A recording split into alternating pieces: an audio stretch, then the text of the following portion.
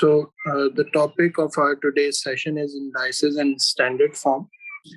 Okay, so let me start with this, that what is index notation? For example, if we write it, we write a number like this, that I'm writing 5 raised to 4. So we all know that it means that 5 is to be multiplied with 5 4 times.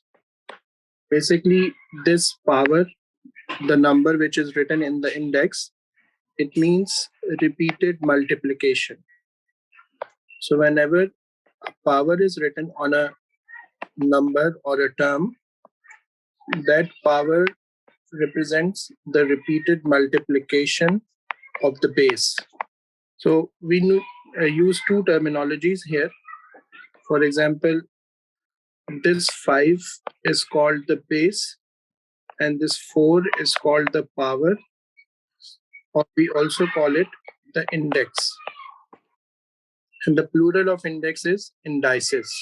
And this whole that I've written over here, 5 raised to 4, it is called index notation.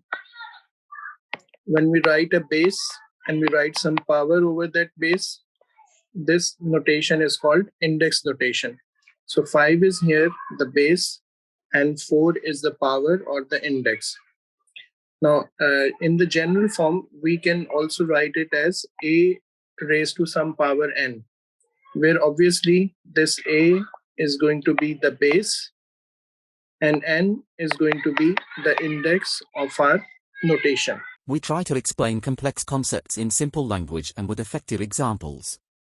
If you like the video and the way we explain the subject, consider liking this tutorial, commenting on it and subscribing to our channel and press the bell icon, so that you stay updated and get notified when we upload more videos.